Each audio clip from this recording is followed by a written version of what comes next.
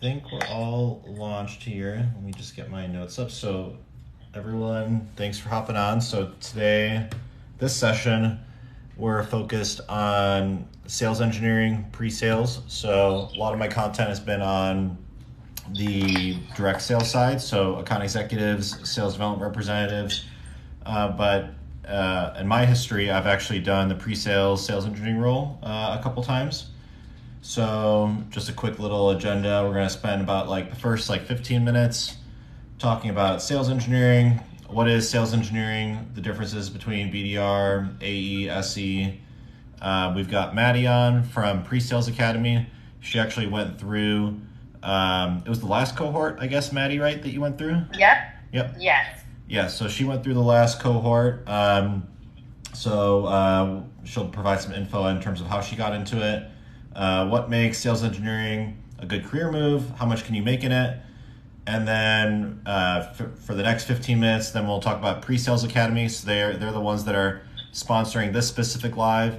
They're one of the programs out there. It's a 10-week program. They're specifically focused on getting into pre-sales or sales engineering. So we'll go into that into more detail in terms of what the program is, what kind of students go through this program, what are the typical experiences, so Mattie can speak to it, why someone should consider it, and how PreSales Academy sets people up for success. And then for the last 30 minutes, we'll just do a general Q&A. And then this is also being co-hosted on Clubhouse. So if you go on Clubhouse and you search TechSalesTom, if you want to talk through any questions, especially during the last 30-minute Q&A, feel free to join the Clubhouse, and then you can raise your hand and then you can speak. So that's what Mattie is on right now from PreSales Academy. So perfect. And then looks like we've got a good amount of people coming in already. So we'll go ahead and kick it off then. So sales engineering. So what is sales engineering? So the technical or tech sales, there's multiple people that are involved in the tech sales process. So tech sales or software sales is selling software to other companies. So it's B2B sales. So it's very different than B2C sales, which most people think of when they hear of sales. So that'd be car sales or insurance sales. You're selling to other individuals. Instead, in software, you're selling to other companies. The deals are a lot more complex. The sales process has multiple people involved. It can take several months, up to a year, if not longer in some cases. So you kind of divide up the sales process in two sides. There's the pre-sales side and post-sales side. So on the pre-sales side, you have the sales team. So you'll have your sales development representatives, your inside sales reps, your account executives. But then you also have various other supporting functions too, like sales engineers or pre-sales engineers. So these folks, they work hand in hand with the sales reps. And what they're focused on is they're focused on being the technical expert of the product. So they'll run any of the demos. They'll help out with proof of concepts. They'll also potentially get involved with the implementation side as well. So they're both commission. It's still a commission-based role, but it's a little less quota pressure than the sales role. So if you really do enjoy kind of getting more technical, more hands-on, if you have an interest in coding, some sales engineer roles will be more hands-on keyboard than others. Then it could be a good role to go ahead and consider. So talking about the differences between BDR, AE, SE. So BDR or SDR, those are the entry-level roles. So business development representative, sales development representative. So those are these people are the ones that are involved at the beginning of the sales process. So they're identifying potential customers that could be a fit for the product. They're working on both inbound leads, so requests coming from customers either through webinars or forums on the website requesting for more information. So they're going to go ahead and qualify those out, have the initial phone call, see if they still would be a good fit. And then there's also typically outbound that's involved. So that would be what people would consider cold calling. Although you don't do so much cold calling on the phone as you do in the past. Nowadays, it's mostly emailing or LinkedIn messages for the most part. So from there, people will move to the account executive role. that's the closing role. So that they basically take the leads that have been qualified by the sales development representatives or the business development representatives, and then they go ahead and they take that through the rest of the sales process. So the account executive, they're kind of like a quarterback on the football team. They're trying to coordinate all the different resources that are going to be used to get the deal across the line. And the pre-sales engineer or the sales engineer is a really important counterpart because they're very focused on the technical aspects of the process of the sales process. So AE, SE work hand in hand. BDR, SDR, that's the beginning part of the sales process where they go ahead and they take the deal, or they qualify the opportunity, and then they hand it off to the AE, SE team, which takes it all the way through contract signing. And then you have a whole like post-sales delivery customer success team that's involved there. Is there anything you wanted to add, Mattie, maybe in terms of like your interpretations? So my background, I started off on the technical support side, and then I moved into an SDR role, moved into inside sales, and then I went from sales engineering to sales rep, and I did that twice. And then currently I'm a sales rep or global account manager at Amazon Web Services. Yeah, no, I would just add on the SE side, when you think about the different, sales roles, BDR is making a lot of cold calls, and then the account executives working a ton with the customer to, bring about that business win. The sales engineer is really responsible for what we call the technical win. But when you hear the word technical, at least for me, I used to write that off as not something that I could do because I didn't come from a technical background. I didn't know how to code. There were so many things that felt really foreign for me. So when you hear technical, that is the technical sales role, try not to let that kind of make you put it in the box that, you have to know how to code. Now, there are sales engineer roles that do require that, but that there are a ton that don't. So think of it as you're the product expert that sits on the sales team. And so you're really doing a lot of the demonstrating and building relationship with the client, learning the product, speaking to the product, problem solving, not just necessarily, coding and setting up APIs, even though some of the roles will require that, but it's definitely not all of them. Yep. Yeah. Very good distinction there, because the products that you'll sell and support do vary quite a bit. Some products or some pieces of software are like configuration based, and they're like ready to go out of the box. Other ones are more like infrastructure level tools or like analytics types tools where there would be like some coding involved because there's other pieces that kind of fall into that overall solution. But yeah, you definitely don't need to have like a coding background. You'll learn most of the stuff on the job, and then in both roles, really, you're kind of just continuously learning as you go, getting certification, keeping up to date with current market trends. Yeah, we've got a comment right here. This is exactly right. You're a sales engineer and you don't know how to code. Yep. So I mean, at both. So I used to work at Google, work at Amazon Web Services right now. The solutions architects or the sales engineers, they don't code either. They actually have even more technical roles that sometimes can be pulled into opportunities, and those will typically have more of a coding background. But for the most part, the sales engineers are sales reps with, just a focus on the technical aspect. And you're also not necessarily expected to know everything on the call. So you're gonna get a lot of questions from customers, from the engineers that you're selling to. A common response is, you're not sure, but you know who to talk to, and you'll go ahead and get an answer for them. So you're really, a lot of time is spent understanding customer requirements and then working with your product and engineering teams to figure out the answer and then provide that answer in a digestible way. Because you're gonna be talking to not just like technical folks like engineers, but you're also gonna be talking to like business level folks. So sales engineers are kind of a really important part of the role or part of the sales process, because they take some of these like very technical questions or technical answers and they digest them down depending on who the audience is. Yeah, perfect. So Yeah, great question. Yeah, sales engineers are pivotal to the sales process during the design deliver role. Absolutely. Yeah, very important role. And one also thing to note too is usually as a sales engineer, you're going to be supporting multiple account executives, especially at the SMB or the mid market level. Sometimes at the enterprise level, they'll do like a 1-to-1 ratio where there'll be one sales engineer for one sales rep, but usually sales engineers are supporting multiple reps and like a larger territory. So one other kind of distinction there too. To me, this will kind of leads into the next question. So Mattie, how did you get into the role, or how did you come across like PreSales Academy or just the pre-sales role in general? Yeah, so I actually used to be in HR. So I was an HR program manager and was actually pretty happy in HR, and just never really considered myself really getting into a kind of tech role.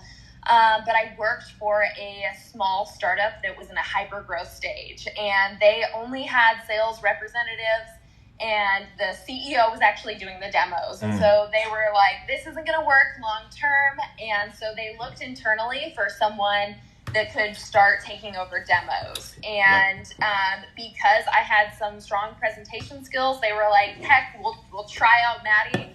We'll throw her in there. And so I actually made that transition internally. And so I went from HR, again, no sales background, no tech background whatsoever, and actually successfully made the transition. So I was the sole sales engineer for about 7 AEs, and worked, small to enterprise accounts. So it was a really big transition, but with the right resources and training, which I actually got through the PreSales Academy, I was able to successfully make that move and make a huge jump in my salary. Nice. Yeah, that's awesome. Yeah, that's kind of almost like my experience as well. I didn't have like a coding background or anything. I just knew I wanted to get more on the technical side. And then the startup that I joined in my first sales engineering role, they were in a similar position. They didn't have any sales engineers. They just had a couple sales reps, and then it was the CEO, and then also the basically they only had one like product person, the chief product officer. They were basically doing all of the demos, and they were getting to the point where they needed to scale out the demoing and the presenting, and then managing the technical portion of the sales process. So you learn definitely a lot. You definitely learn a lot on the job. I'm not sure how you adapted to the presenting, but at least for me, it was a little like nerve-wracking at first, especially because this is a cybersecurity startup, so I'd be presenting to executives that had 20 plus years of experience in cybersecurity, and I was like pretty new to it, still getting up to speed with all the terminology and all the different players within the space, because we were selling like a risk analytics platform, so it actually pulled into pretty much every cybersecurity tool that like a CISO would use. So yeah, it was definitely an interesting experience. I feel like, Tom, our experiences are pretty similar. That's funny. Yeah. Cool. So just going through. So next question. Oh, and also for the people that just popped in, because people kind of trickle in as we go on. So we've got Mattie on. She recently went through PreSales Academy. So this live is focused on the pre-sales sales engineering role within the whole tech sales process. So we're kind of going through just some information about the sales engineering role in general. Then we're going to kind of dive through PreSales Academy and what sets them apart. And then we're going to do a bunch of Q&A at the end. And then this is also being hosted on Clubhouse. So with Clubhouse, what you'll be able to do is you can raise your hand. And sometimes it's kind of hard to do some back and forth with the text chat on TikTok lives, but with Clubhouse, you'll be able to go ahead and actually speak just like how Mattie is. Mattie's on Clubhouse right now too. So next topic was, what makes sales engineering a good career move? So in my opinion, what makes sales engineering a good career move is that it's a very in-demand role. So being able to be technical and then also present well and then talk to people at a business level is like a very in-demand skill set because a lot of engineers just don't like talking to customers, at least in my experience. And there is like a bit of nuance in terms of like being able to talk about the technology in a way that would resonate with customers. So the other thing that makes it like a good career move is that there is a lot of like potential career paths that you can take this role. So you can be fairly senior as like a sales engineer. You can move into sales engineering management. I've known quite a few sales engineers that have gone into like product management, or even like if they really did enjoy the technical aspect, they would go into software engineering, or like a solutions architect type role. And then even going from sales engineering to sales, kind of like what I did too. Because when you get to like the upper levels, like at enterprise and strategic level accounts, the sales reps do get fairly technical. So that's where if you do decide that you really enjoy like the business aspect of the sales engineering role, then it makes it like a fairly easy transition. But Mattie, do you want to add anything in terms of what you think makes sales engineering a good career move? Yeah, no, definitely. I like the points that you hit on. I think just to add to that is that it's a career that really allows you to be constantly curious. So if you like learning, if you want to learn more about technology, and if you want to be challenged in a good way, it's just a really engaging career. Because if you think about it, you're working with the client, you learn the product, and you're constantly solving problems and figuring out, okay, how do we make this work for the client? How do we meet their needs? And also, how do you really resonate with the client? So you are also kind of a masterful storyteller. You get to be creative and, really telling a story that's going to resonate with the client and help them understand how the product solves their needs. So you get the technical aspect and you get to, really grow as you learn technology, but you're also, working with people, collaborating with the customer, your AE, the product team, even, giving insight to marketing. So there's just a lot of variety that makes it really engaging and doesn't have some of the kind of cold calling and negotiating aspects that are strictly on the sales side. Yep. Great. Yeah, those are great points.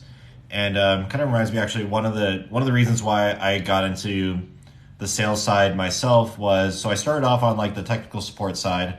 And to me, it got kind of draining a little bit, like focusing on very like acute problems that customers would have. And you'd be working on like very specific problems, but you never really got into the overall big picture in terms of like how the software is being used, the business challenges that it was solving. So what I like with like the sales engineering role is that it gives you insight into kind of like these upper level, business level discussions. You get to think about the customer's business, how you can actually improve their business. And it gives you just a much more holistic view in terms of how everything fits together. So you get that both with like the sales engineering role and like the sales role. This is a good question here. So what's the compensation you can expect as a SE at top companies, and how does it compare to AEs? So at like the upper level, sales engineers and sales reps will have a very similar base salary. So for sales engineers at top companies at the enterprise level, usually it's like 150 to 200K base. And then you'll have another, 50 to 70K commission on top of that. So for like an OTE, usually it's around like 250, 260. And then you also get stock as well. The comparison for AEs is usually AEs, account executives, they're on a 50-50 split. So in my experience, base salary pretty much caps out at like 150, 160K, and then you're at a 50-50 split, so you double that for commission. So really the difference between the two is that sales engineers usually have a higher base, which makes the pay a bit more consistent, but then the upside is potentially a little bit lower, but it's more consistent. So there's just a little bit of that trade-off. And then both roles, you'll typically get stock or options as well. Sometimes sales engineers will be on the engineering ladder versus the sales ladder. So that means they'll get more stock and equity compared to AEs. And then some other good questions here. So how do you move from SDR to sales engineer or solutions engineering? So that's a great question. So, there's a couple of ways. Usually with sales engineers or solution engineers, it's good to get like relevant certifications. So if you're at a cloud company, for example, getting the cloud architect certifications would be great. If you're at a cybersecurity company, there's various security certifications.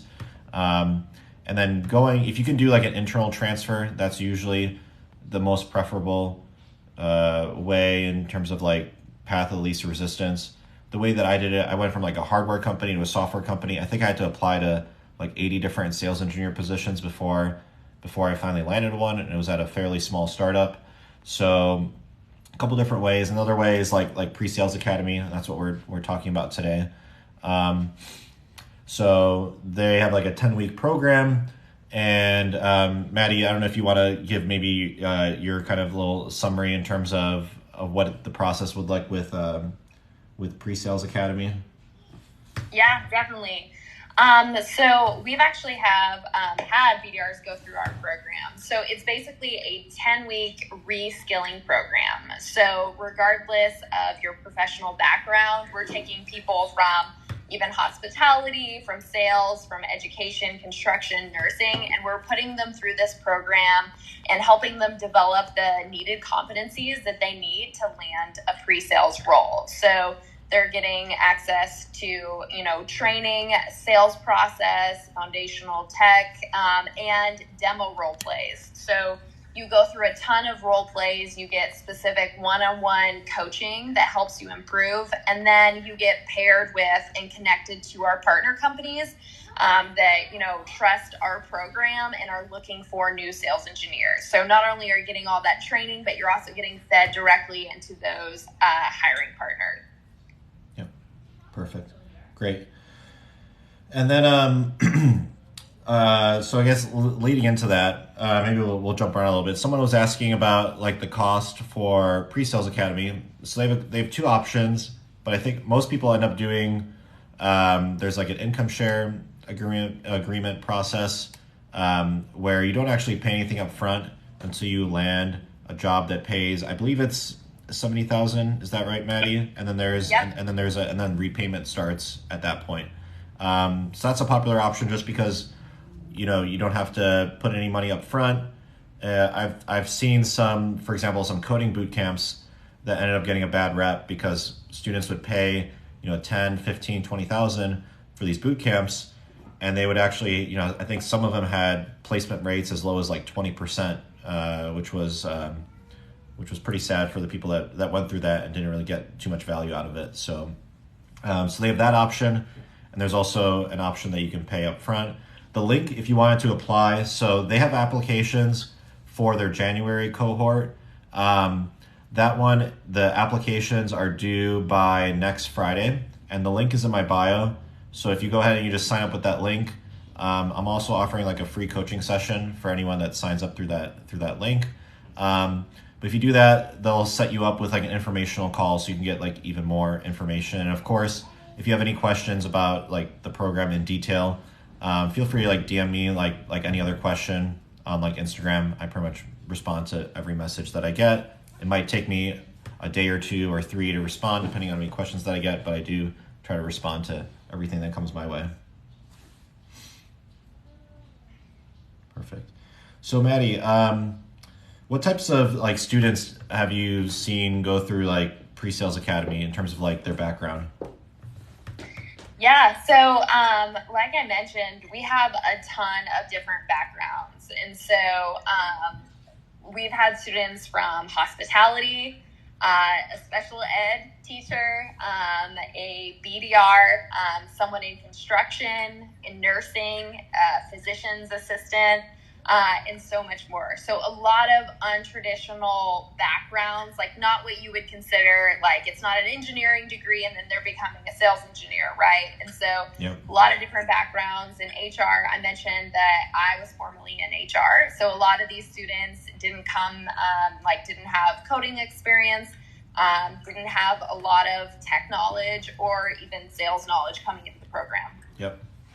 And you probably don't even need like a college degree anymore either. Like most of the big companies, they dropped like their college degree requirements, like Amazon, Google. So it's actually a great option for people. Like I've had some people message me they were working in, like, for example, one person was working in like car sales for like 8 years, and they were wondering if they should go back to school for 4 years and get their bachelor's.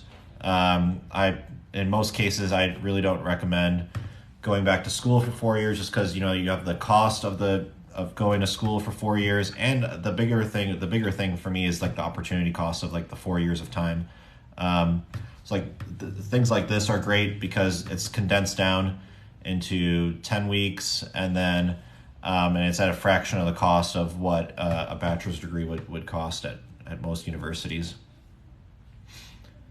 So this is a good question. So Mattie, so is the course self-paced? That's a great question.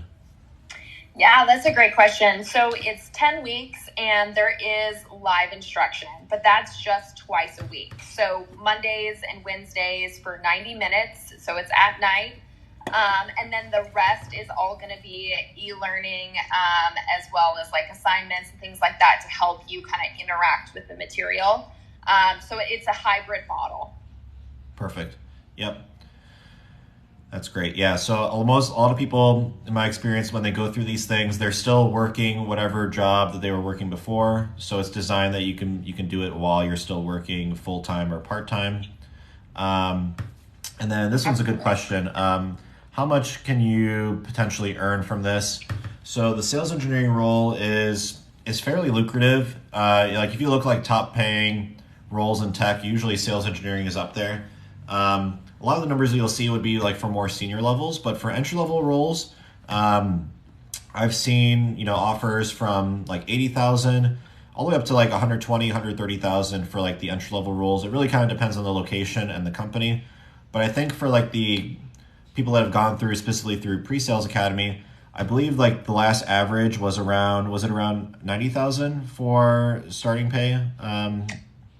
So actually for our last cohort, they actually just graduated a few weeks ago, and several of them are already receiving offers, and those are 110K plus OTE. Yep. Yeah, so very, very lucrative. And then your pace goes up fairly quickly from there. I've done a few videos on like my pay progression, for example. So when I started off in like tech support, I think I was making as an application engineer, it was like 62K. And then, moved into sales within that organization. I think it was up to like 70 or 75 by the time that I left. And then I went to the cybersecurity startup as a sales engineer. They started me at 115, and then I got up to like 135, and then it's gone up quite a bit from there. So, within, I would say, if you get started at like the 110K mark as a sales engineer, if you do well, you're going to start getting like recruiters reaching out for like new positions, within like a year. And sales engineers with like 3-4 years of experience, they're commanding 200K plus.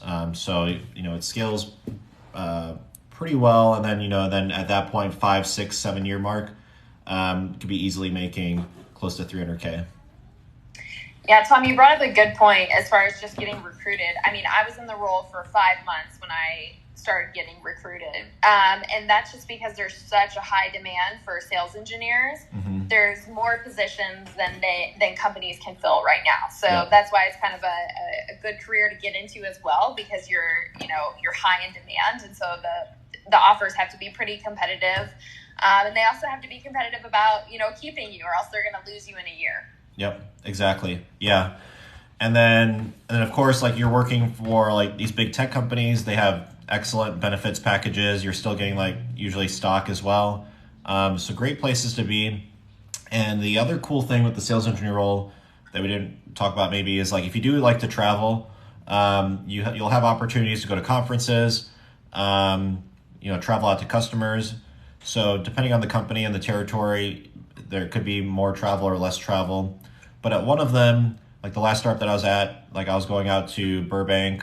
That was where our headquarters were in Hollywood.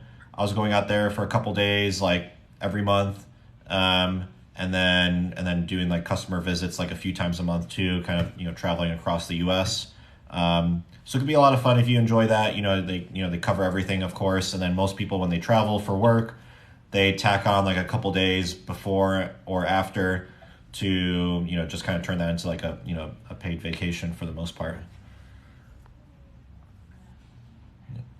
So one question here, is this a remote work opportunity? So right now, most of the work is remote right now.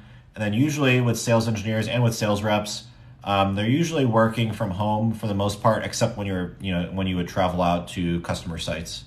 And then someone said you want something more remote.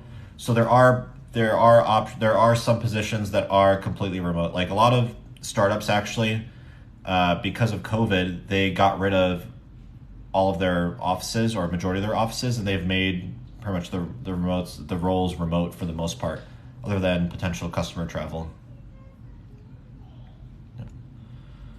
Perfect. Oh, good question here. So someone just got in. They said, is PreSales Academy on set dates, or can you take it whenever you want? So PreSales Academy, they're cohort based. So it's a 10-week program, and their next cohort starts in January. Their applications are open until next Friday, and it's cohort based on set dates because there's a live instructor portion and a self-paced portion. So the self-paced portion you can do, I guess, whenever you want, but because of like the instructor portion, there is like a schedule in terms of when the cohorts start and when those instructor sessions are. And Tom, just to add to that, so there's a cohort every quarter. We've got one in January, and then there'll be another one in April. Yep, perfect. Oh, and this is a great question. So does the program help with job placement after completing the program? Do you want to take that one, Mattie? Yeah, absolutely. So there's a few things. First of all, during the program, we do help with like interview coaching. You do go through a role play with your coach, who's a sales engineer in the profession. And you're kind of, gearing up on those skills. And then on the other side, we do have hiring partners. So these are partners we have existing relationships with. These are going to be fast-growing tech companies, and they want our graduates. And so we actually funnel you directly to those hiring partners if you're interested, and you get directly streamlined to their hiring manager and then put in their interview process. So, but of course, if you have other companies that you want to look at that's not one of our hiring partners, we also provide interview coaching and support, as well as leverage our connections to help you get that job. Perfect. Yeah, that's what I really like about this program, is that it's not just about teaching content. Because like I've seen that with like some of like the software boot camps or whatever, like they teach you a bunch of stuff, but they don't really do much in terms of like resume prep or interview prep. And so knowing the content is really just one piece of it, but also just navigating the whole interview process is like a whole separate beast. Especially sometimes like some of like the pre-sales or sales engineering roles, they'll have like a presentation aspect. If it's a more technical role, they might even have a light coding aspect. So having like some resources and mentors that you can reach out to kind of help you prep through that process is really valuable. So that's what you get there, and it also kind of like ties into like their placement guarantee. So because you're not paying anything back on the program until you land a role that pays at least $70K, they're extremely incentivized to make sure that you actually get a role, because otherwise they're paying for their instructors and for the program. And so it's kind of like a good kind of partnership there. Perfect. So this one's a good question for you, Mattie. So what's an aspect of PSA that did not meet your expectations or disappointed you? Oh, that's a good question. I'm sure there's always room for improvement, right? Like every cohort. One of the misses in the program is that so we go through a bunch of demo role plays and that kind of stuff, and then we got access to demo videos at the end of the program. But one thing that I wished we had at the beginning was having someone come in to do a live demonstration for us at the very beginning. Just because we were doing so many demos during the program, I wish that we had actually got to see that at the beginning to think about where we were going to be at the end. But that's something that's being added to the program for the next cohort. Great. Good question. And then someone asked a question here in terms of like, is the income share payment option just for the first year placement. So just to kind of give some additional detail for like the cost. So like there's two options. Like there's the upfront cost. So if you pay upfront, the cost is $6,000, and then you can either pay it up front or you pay it like in the first week and the 6th week of the program. And then for the income share agreement or the deferred tuition option, that one's a total of $10,000, and then it's broken up into 12 monthly payments. You only pay that during that first year, and you only pay it if you're earning more than $70,000 a year or more. So if for some reason you're not able to land a role as a sales engineer, or something happens, personal issues, and you kind of stop working for a bit, you don't make any payments during that time. So it kind of reduces a lot of the risk there.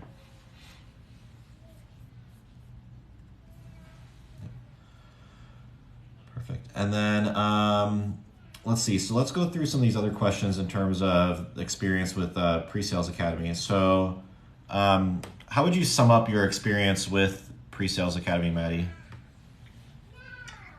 Yeah, so with the Academy, I just kind of expected it to be a little bit of an information dump, right? So when you take a e-learning course online, or, I don't know if you've taken a class and it's just about like information's just thrown your way. Mm-hmm. And so I kind of just expected like I would just be, learning and reading a lot.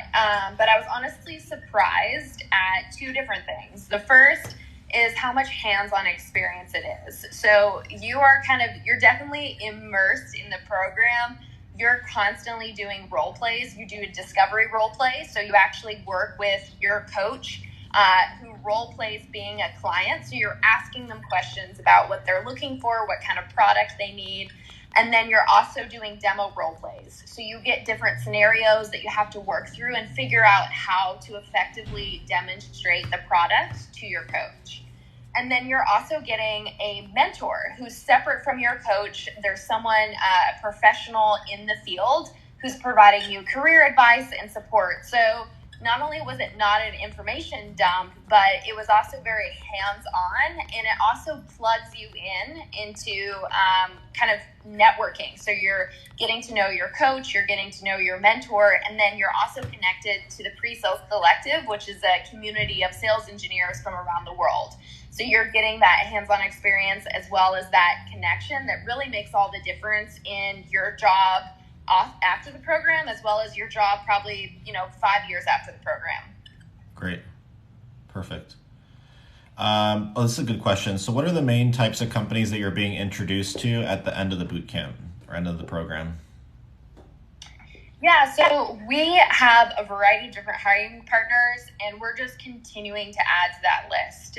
So what we've initially focused on are kind of small to medium-sized companies that are growing really quickly, because that means they're growing their sales engineer team and they want to hire from our program. And so we're also, these kind of companies, really range from more technical roles to needing more kind of sales businessy consultative roles. So it's really a big continuum. And so when you're in the program, we kind of introduce you to these partners. You're going to get access to, what are their values? What does their onboarding process look like? And then you have the option to then proceed and work with some of those partners, or we can help introduce you to other companies as well. Perfect. Okay. And then, so the rest of the time we pretty much have is dedicated just for Q&A. So for the next 30 minutes or so. So feel free to put your questions in chat, or I put the link for the Clubhouse. I'll do it again. So that's what Mattie's on right now. So if you have any questions that you want to talk through versus typing them out, feel free to join the Clubhouse.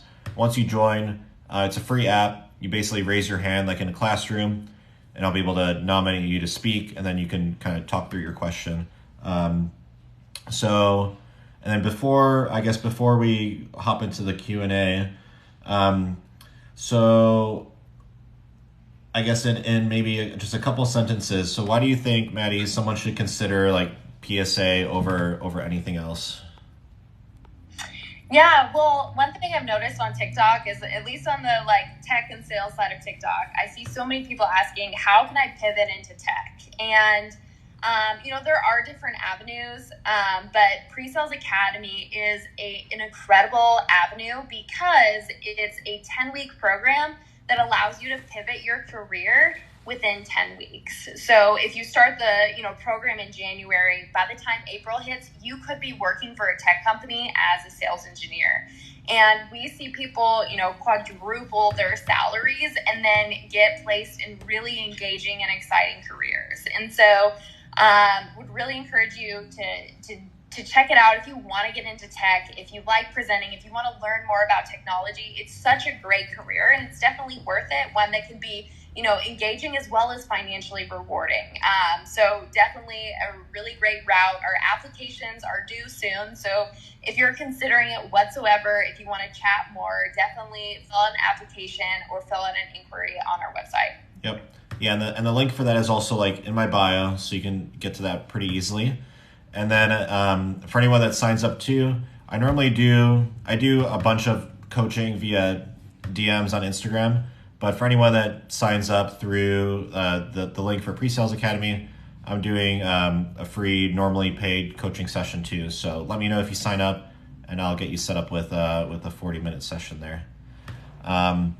So this is a good question here. Can you discuss the differences between an AE role and a sales engineer role?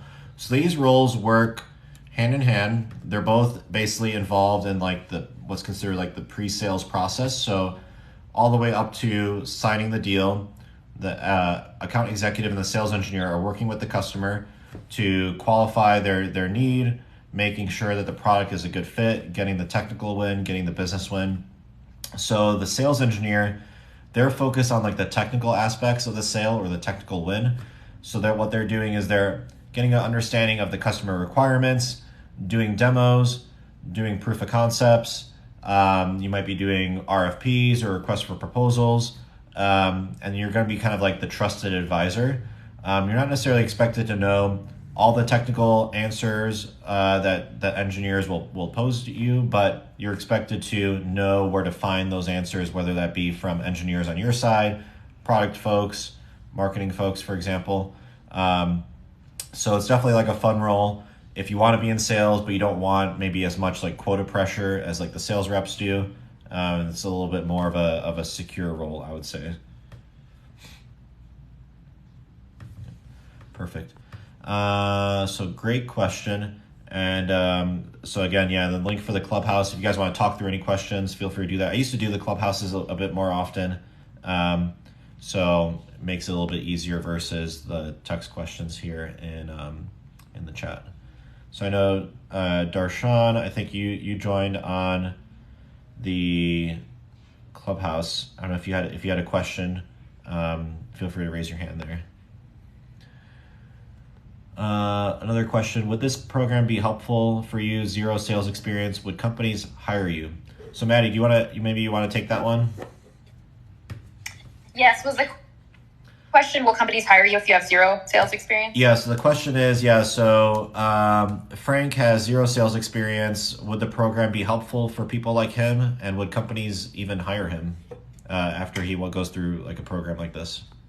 Yeah, Frank. So a lot of our students don't come from sales backgrounds. So we do have a sales process training within the curriculum. So we do kind of cover what you need to know.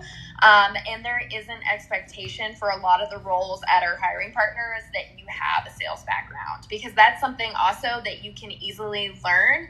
So you're going to get exposure to that during the program and even grow in following the program, with additional, resources and experience. And that's not necessarily an expectation from our hiring partners. Great answer. Yeah, definitely don't need, so I would say, you're not going to be held back with having zero experience before. You're going to be in a very good position to get through these interview processes for the entry-level sales engineering roles and actually get hired. This one's a good question. Does PreSales Academy accept payment via a 529 plan? I don't know this one off the top of my head. I'm not sure if you do, Mattie, or if we'll have to come back with that one. I think we'll have to come back on that one. Yep. Yeah, send me a DM, or also you can just sign up. Just put your info on like the sign up link, and then they'll connect you. You'll get connected with one of like the PreSales Academy folks that could find that answer. Here's a question: how well does a computer engineering degree set you up for tech sales? I would say it sets you up fairly well. So the degree doesn't matter quite so much, but if you do have a degree, computer science or computer engineering is probably one of like the better degrees to have, especially because you're typically selling software, or in all cases you're selling software, and in some cases the software can be more technical than others in terms of whether or not there's coding involved on the sales engineering side. So I would say good background to have, especially for sales engineers. Another question: tips for managing house accounts. Being promoted, move to house account, interested in your insight. So I'm not sure what you mean by house accounts. Do you mean like existing accounts? Terminology does change quite a bit from different companies and industries. Here's a good question. If you go through PreSales Academy, will it just be like technology sales, different companies and industries? Here's a good question. If you go through PreSales Academy, will it just be like technology sales? Let's see.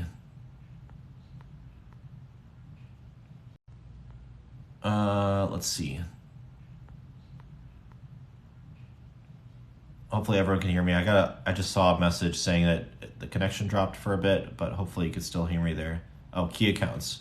So tips for managing key accounts. So I manage key accounts right now. Best tips are you really want to focus on developing those executive level relationships.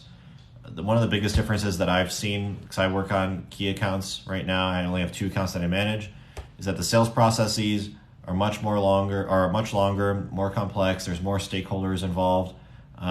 Things move quite a bit slower. So it's in your best interest to get a very good understanding of how the business is actually run, who the various owners are within the different business units within the company, identifying where the white space lies, and then making sure that you're aligned with the executives, because they're thinking in terms of 1, 2, 3-year plans. So you need to shift your mindset to selling to match up with their timelines as well. Question here: do you need a tech background for PreSales Academy? No, so they're focused actually on people with like non-traditional backgrounds. So not having a tech background is actually pretty typical for them. So definitely won't hold you back. Most of the stuff that you actually do on the job, you learn on the job itself. Like for example, I had an engineering background, but I don't really use any of it in my roles, especially when I was a sales engineer. So I did sales engineering at a cybersecurity startup and also at a fintech startup. Both of those roles, I learned basically a ton, within like the first like 3 months on the job, 6 months on the job. Because usually it's like very specific knowledge that you need that they're not going to teach you like in any specific college classes or anything like that. Because usually it's like very specific knowledge that you need that they're not going to teach you like in any specific college classes or anything like that. In sales, what do you do to organize emails, calendar invites? So there's a couple different tools that you'll have. So it kind of depends on the sales organization in terms of what they're using, but usually there's some sort of like cadence tool that you'll use to manage like your next steps and your outreach campaigns. And then for like organizing emails and calendar invites, I personally try to do, I try to clear out my inbox as much as I can. So I don't like having, 100 plus unread emails. I'll basically distill it down. I'll go through everything and I'll organize it in folders. And then anything that's really important, I'll leave it as unread. And that's kind of like my key priorities for emails. So that's the way that I organize myself. I'm not sure if Mattie, if you have a way to organize yourself. Yeah, no, I think those are good tips. I love like project management softwares too. There's even free ones, kind of like Notion, that help you kind of keep track of tasks related to emails too. Yep. Yeah, one that we use in my current role, we use Asana quite a bit. So Asana helps with just getting everyone organized, especially if you're working on a bigger team. So on my 2 accounts, one of them has 10 people supporting it with me. The other one has like 15. So it's great to have these like project management type tools so that way everyone's on the same page. What job title to look for entry-level roles? So the entry-level roles on the sales engineering side would typically be like associate sales engineer or pre-sales engineer. On the sales side, those would be sales development representative or business development representative. And then another good question, so we talked about this one earlier, differences between pre-sales and sales.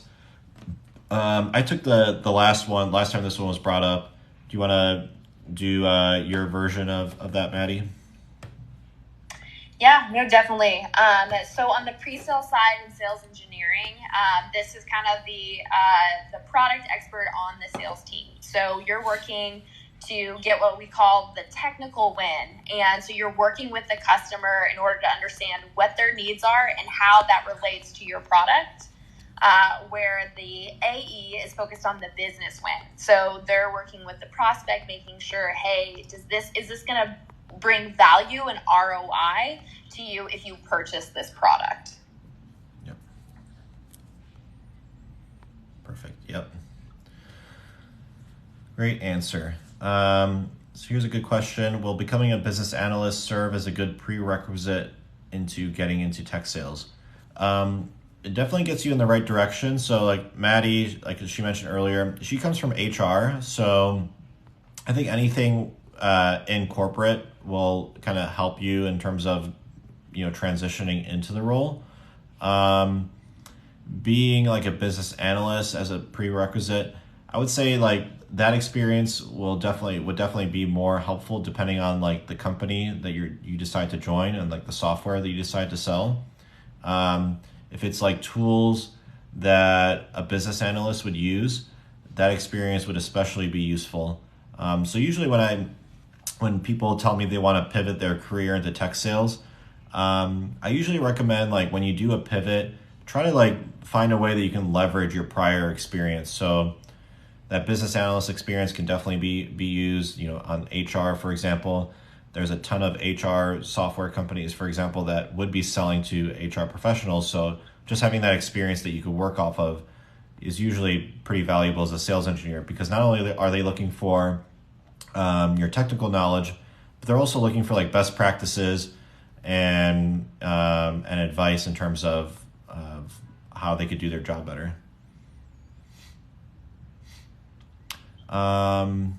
Two good questions here. How much of the roles are remote versus full-time of the graduates coming out of pre-sales?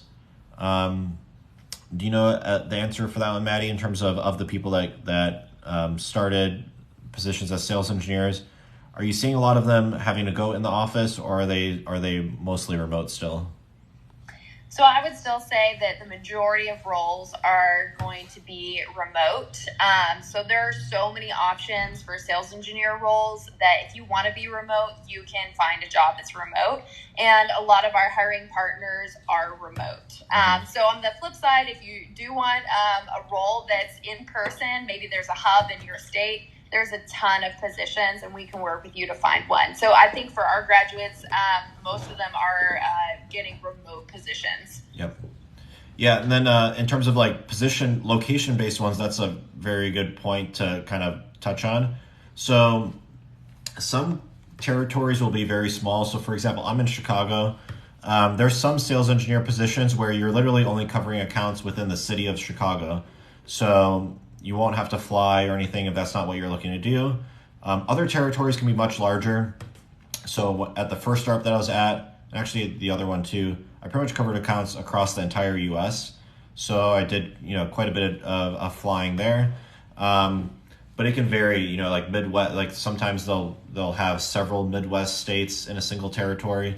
So most of the time you'll be within driving distance, and maybe occasionally you'll you'll fly out. So it can vary quite a bit. So those are good questions. Okay. Here we go. Okay, I think that did it. Oh, yep. Perfect. Okay. So I think this was a good session. So I'll go ahead and just do a wrap up towards the end. So I think some people might be joining back in again. So today this will be reposted on YouTube as well for people that kind of caught the tail end of it. But we spent the last hour talking about sales engineering, the pre-sales role, talking about PreSales Academy, did a bunch of Q&A. But PreSales Academy, so it's a program that I highly recommend. It's a 10-week program. They do a mix of both live instruction and self-paced material. They basically, they teach you the basics and also some in-depth information on becoming a sales engineer. They do a lot of interview prep, coaching prep, and the goal for this program at the end of the 10 weeks is to enable you to get started as a sales engineer. So their next cohort starts in January. And if in most cases you'll be able to start as a sales engineer at a tech company come next April. So the link to sign up is in my bio. They have applications through next Friday, and they have a couple options also for payment. You can pay up front. They have like an income or a deferred payment option where you don't actually pay anything until you land a role paying at least $70,000 a year, which is great because it removes a lot of like the risk on your end. But if you have any questions about the program, if you sign up through the link, you'll get connected with a member from the PreSales Academy team. They'll be able to answer any of your questions. And again, you could also, like any other question, feel free to DM me on Instagram. More than happy to take any questions about the pre-sales role or PreSales Academy. I currently work as an account executive at Amazon Web Services, but I've been a sales engineer at a couple startups, so I have experience on both sides in terms of what that role looks like. Perfect.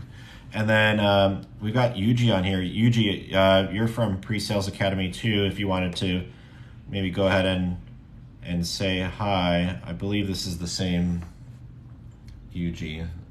Yes. So I can promote you if you want to go ahead and speak. But I know we've got Ajan Darshan on the Clubhouse as well. If you guys have any questions too, feel free to raise your hand, and happy to take any questions.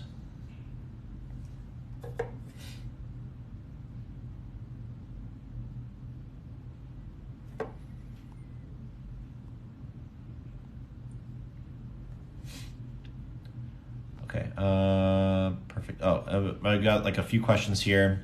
So you don't see any SDR roles for Microsoft Google? Are they called something else? Yeah, so one thing within tech is, especially tech sales, is the titles for roles will change and vary quite a bit.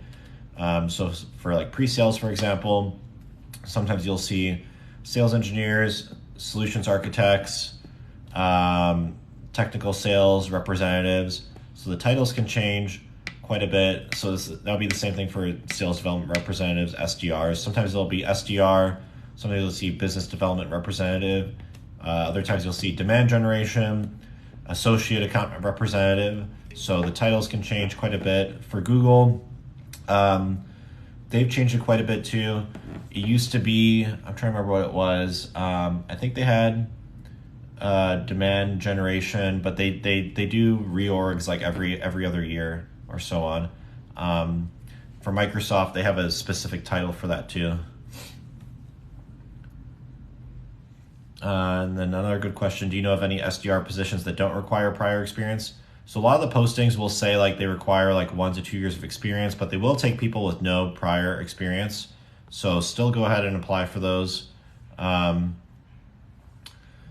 this one's a good question here, how to get into SaaS sales. So there's a couple ways. So one way, and this is what we were talking about today, was PreSales Academy. So 10-week program that's designed to get you into a pre-sales sales engineering role. So that's directly within SaaS sales.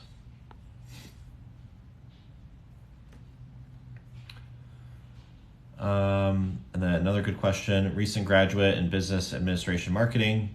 How can you learn the tech side of things? So Mattie, so since you came from the HR side, so do you have any advice in terms of learning the tech side of things, or what worked well for you?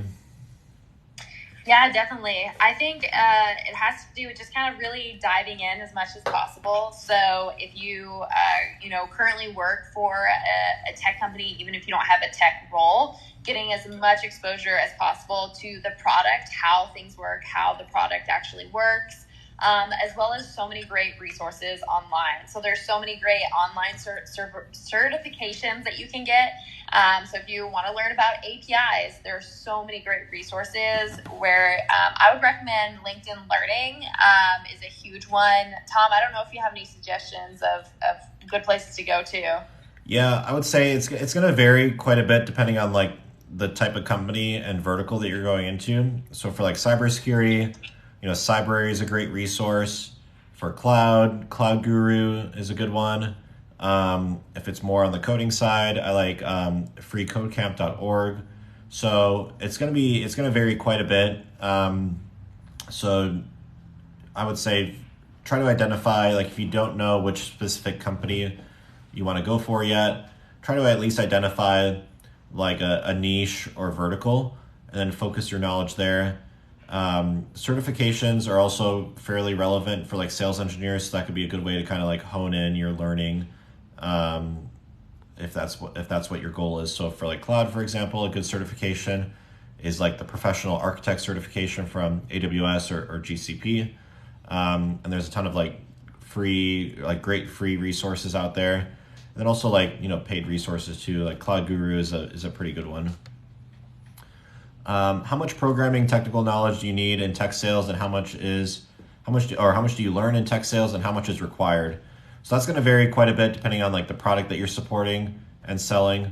Some of them don't require any programming at all, even on the sales engineering side. A lot of it will be like configuration based, domain level knowledge that you're learning. Other ones will be more hands-on keyboard, but in almost all cases, you're going to be learning that on the job. Like you're going to be spending like the first month or two learning a lot about the product that you're supporting, about the types of companies that you're selling to, terminology, different internal teams that you're going to be interfacing with. So you don't need too much coming into the role because a lot of it's just going to be very specific to the company and the products that you're supporting and selling.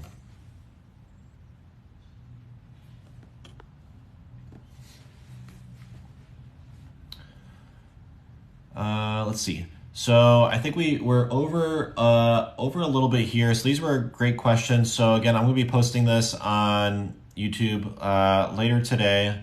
I'll post both the audio portion from Clubhouse and from TikTok, because I think towards the end of the TikTok it might have cut off a little bit. But if you have any other questions about tech sales, sales engineering, pre-sales, feel free to DM me on Instagram. And again, the link for PreSales Academy is in my bio if you want to go ahead and sign up for that for like an informational interview. And applications are open for their next cohort in January. Those are open until next Friday. So if you have any questions as you're kind of going through that, let me know and I can connect you with someone from the PreSales Academy team. And then Mattie, thanks again for joining us on this session. No, thank you. It was great, Tom. Really appreciate it. Yep. Have a good one. Thanks, you too. Thanks, everyone.